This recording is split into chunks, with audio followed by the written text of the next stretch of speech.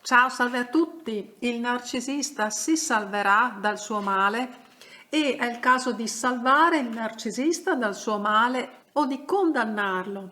E come salvare il narcisista dal suo male? E poi ancora, il narcisista sprofonderà nel suo male?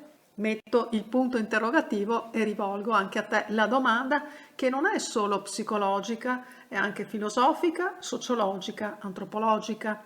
Siamo abituati a vedere trionfare il bene sul male nelle varie saghe cinematografiche popolari.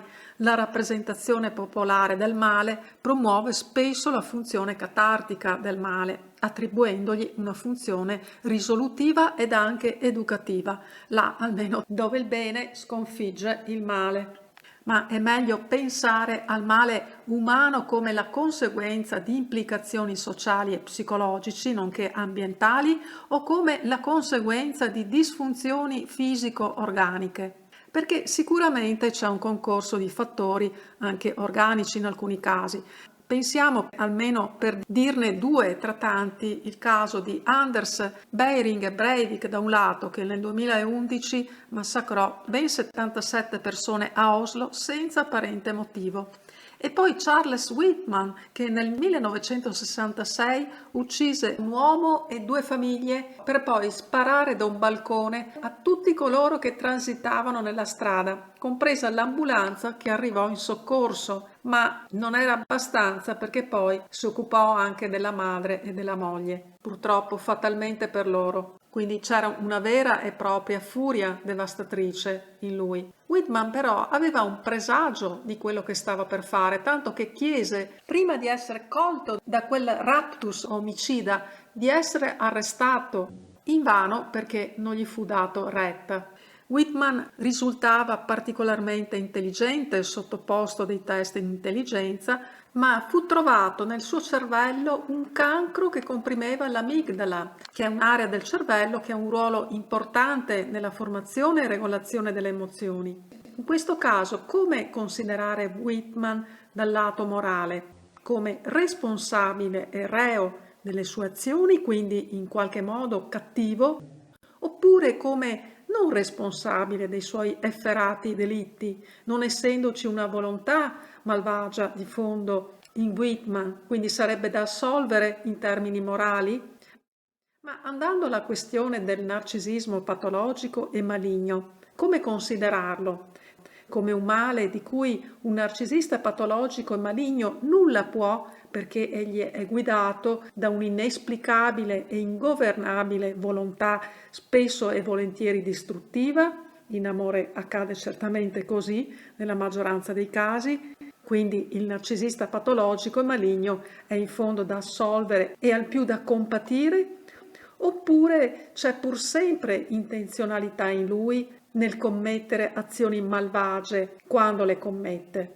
E se il narcisista fosse guidato da componenti fisico-organiche che agiscono in lui portandolo ad essere così com'è, non sarebbe in fondo da assolvere nei suoi mali? Vedi ad esempio la scarsa presenza di ormoni come l'ossitocina, che viene definito l'ormone dell'amore, della propensione all'affettività, e di contro un'alta presenza di testosterone. Sono componenti fisiologiche che sono state rinvenute nell'organismo di soggetti con disturbo narcisistico di personalità.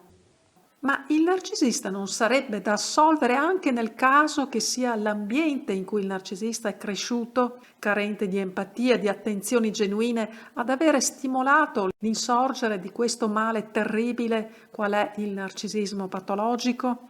Secondo te, un narcisista patologico e maligno è da assolvere o è da condannare? Sicuramente ciascuno di noi sarà d'accordo che il narcisismo patologico sia un male non solo psicologico ma anche morale, al di là di una certa emergente vulgata che si preoccupa molto di quella che alcuni definirebbero stigmatizzazione del narcisista. Peccato che non vedo dagli stessi altrettanta preoccupazione per le vittime di narcisisti abusanti. Come mai?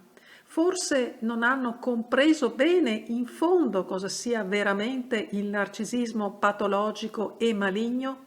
Eppure di tempo ne hanno avuto costoro per decidersi anche un po' empaticamente, se non molto empaticamente, per unirsi alla missione di salvare la nostra società dal crescente narcisismo patologico e maligno tra noi. Ripeto, maligno. Invece di additare coloro che stigmatizzerebbero il narcisista. Certo, non hanno tutti i torti a leggere certi titoloni dove compaiono paragoni persino con animali e cose del genere, con il narcisista, e crude invettive al seguito. Certo, quella non è informazione e personalmente mi dissocio, ma alla fine è il caso di preoccuparsi per la stigmatizzazione dei carnefici o per le vittime? E ripeto ancora, è il caso di preoccuparsi per l'eventuale stigmatizzazione dei carnefici o per le loro vittime? Perché non sia mai di ferire il povero narcisista maligno nella sua profonda sensibilità, che poi così facendo non sia mai che si offenda e poi non si recherà più nemmeno in terapia, visto che ormai sappiamo bene che il narcisista corre letteralmente a farsi guarire. Che poi, sia chiaro, non sono io ad avere teorizzato la presenza del narcisismo maligno tra noi, ma qualcuno come Erich Fromm e Otto Kernberg. Mi piacerebbe rivolgere a loro questa domanda. A Fromm no, perché purtroppo non è più tra noi, ma la rivolgo certamente a te questa domanda, assieme a quella se il narcisista sia da assolvere, da condannare o magari da tenere attenzionato. E qui ti saluto, ti abbraccio forte, ti ringrazio sempre della tua magnifica presenza, che è sempre di stimolo a me e a tutti noi, e anche per il bellissimo supporto della comunità di Tu e Dio. Un abbraccio forte e a presto. Ciao, ciao, ciao.